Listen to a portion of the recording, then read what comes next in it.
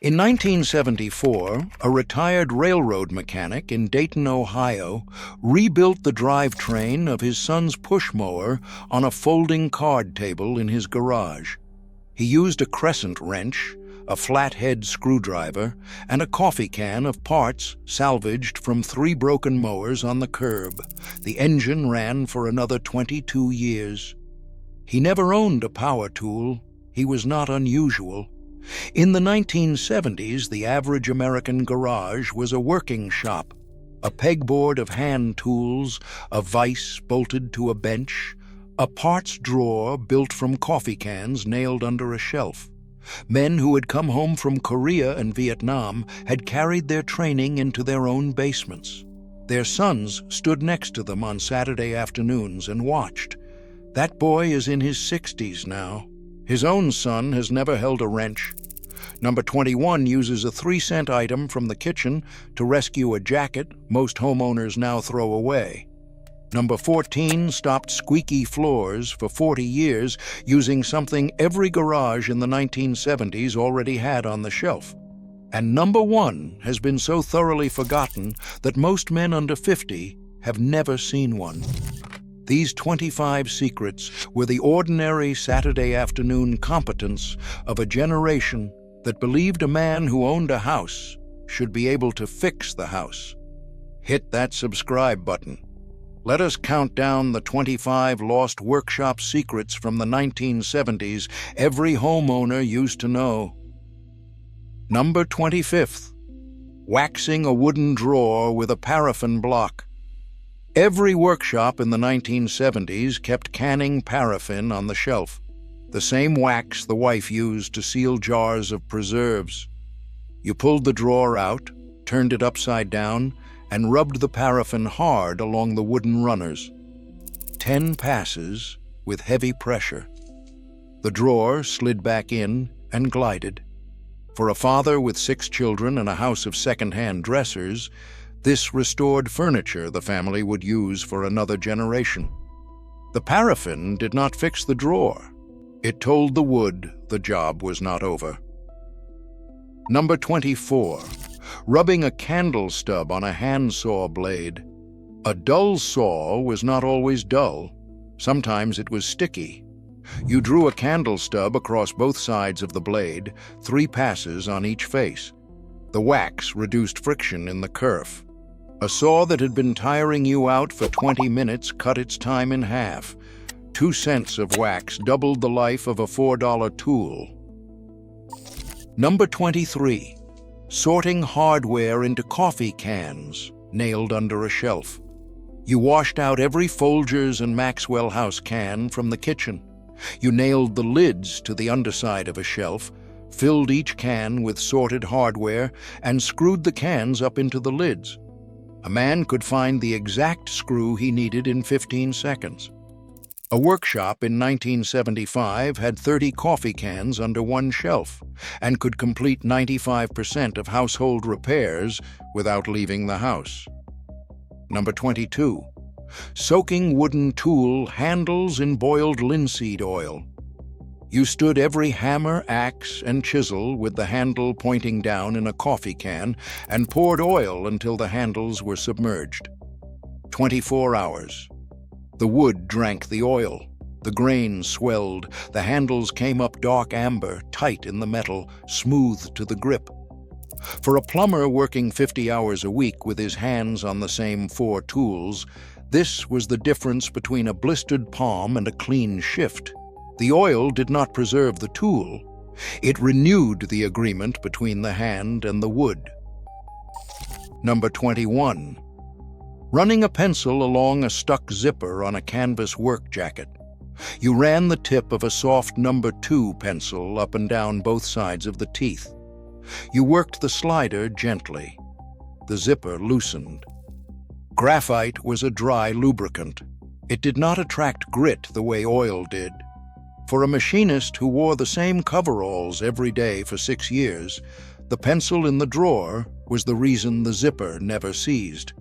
Today, homeowners throw out the jacket. The zipper was never broken. Number 20. Dusting a suspect pipe joint with blue carpenter's chalk. You wiped a leaking joint dry, then rubbed dry chalk from a snapline reel over the joint. You turned the water back on. Where the water came out, the chalk turned dark. A pinhole showed up as a black dot. A hairline crack showed up as a black line. For a homeowner who had heard a leak dripping for 3 weeks but could not find it, this turned a 4-hour teardown into a 20-minute repair. It did not fix the pipe. It made the pipe tell the truth. Number 19. Splitting wooden shims from a scrap of pine. In the 1970s, a shim was never bought in a workshop. You took a short piece of soft pine from the scrap pile, placed a sharp chisel at an angle along the grain, and tapped it with a hammer. The chisel split a long, thin wedge off the block. 10 taps produced 10 shims. You used them to level door hinges, wedge a sagging joist, and square a window frame. A man with a handful of homemade shims could straighten half a house. Number 18. Soaking a rusted tool in a mason jar of white vinegar. You dropped a rusted wrench into a quart of vinegar and left it 24 hours. You pulled it out, scrubbed it with crumpled aluminum foil, dried it, and rubbed it with a drop of motor oil. The rust came off as gray paste. Vinegar cost 29 cents a gallon. A replacement wrench cost $5. The jar did the math. Number 17. Painting a gas fitting with soapy water to find a leak.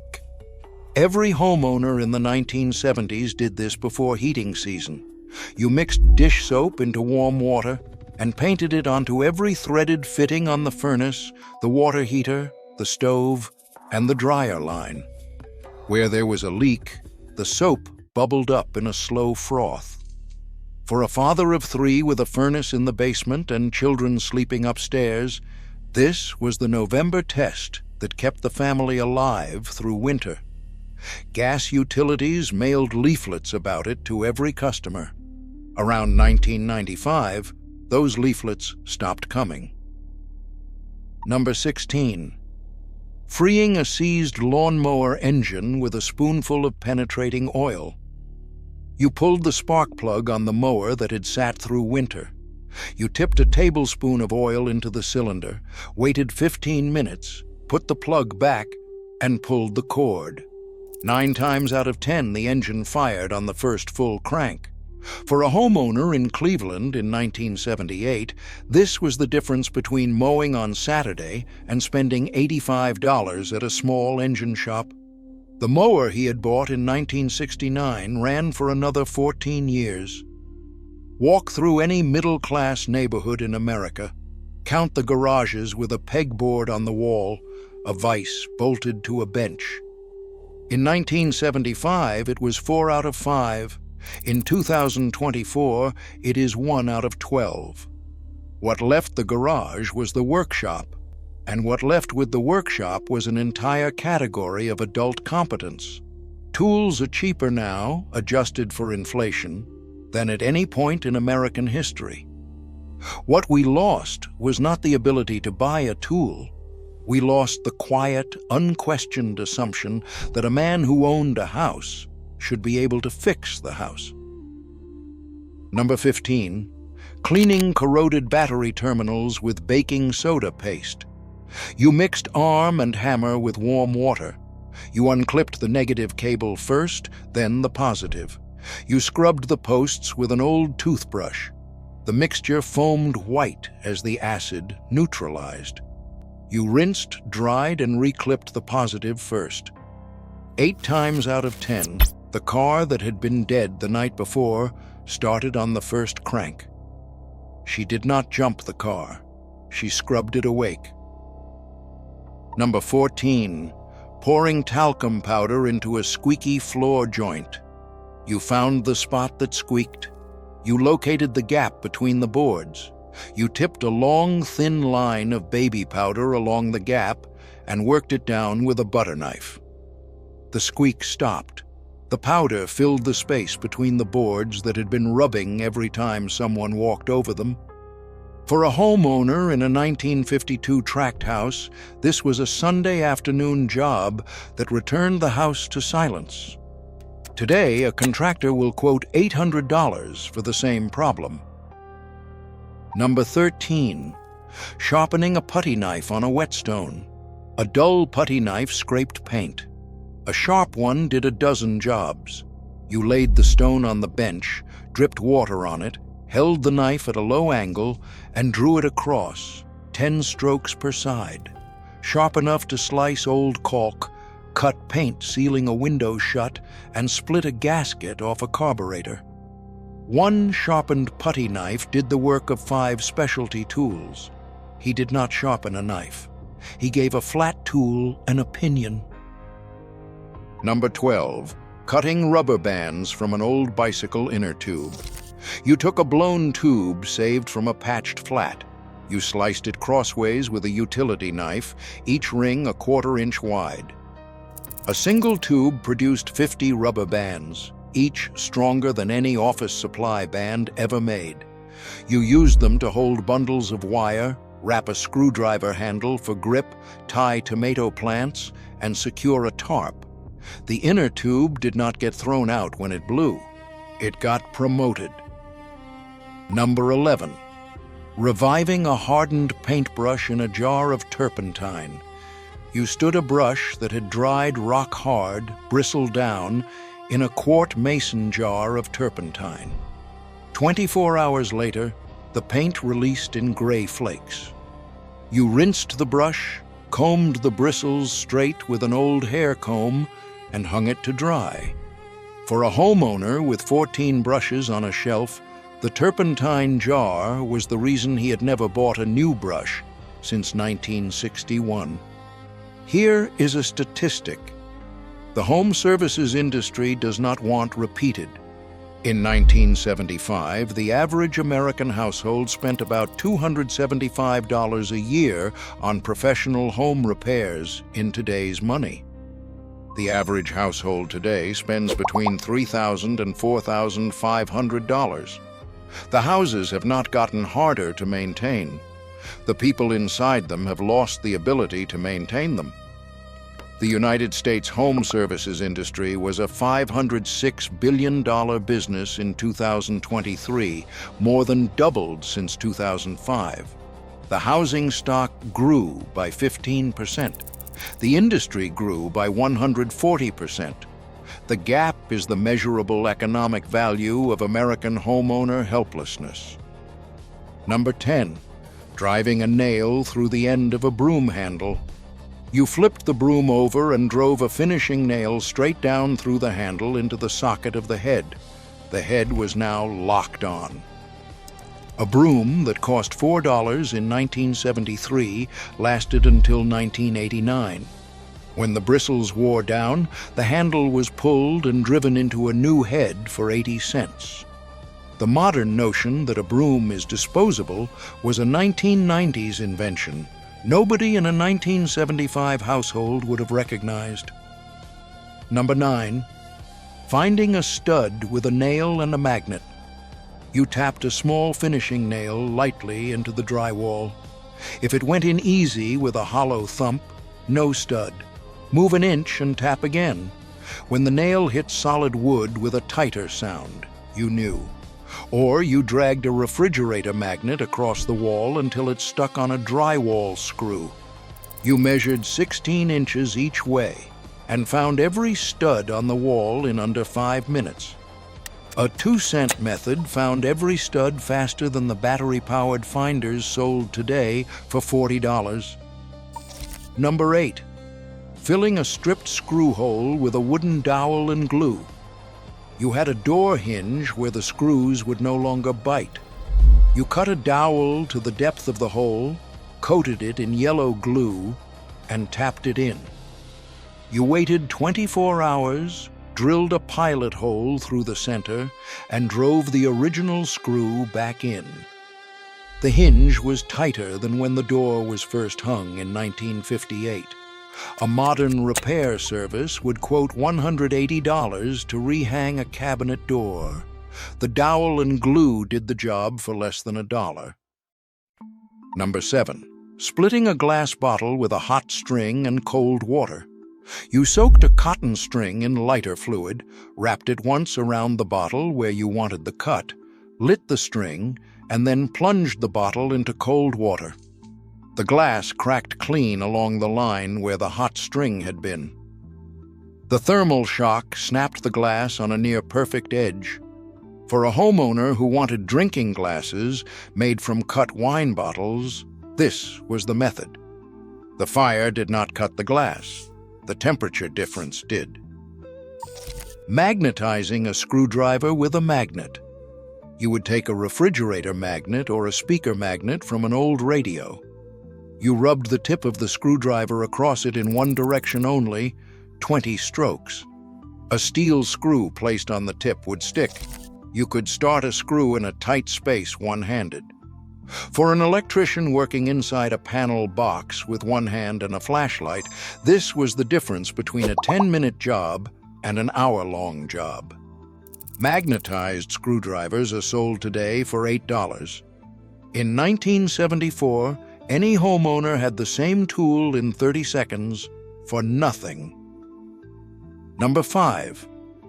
Cut an X into an old tennis ball and slip it over the butt of a hammer handle, a simple bumper.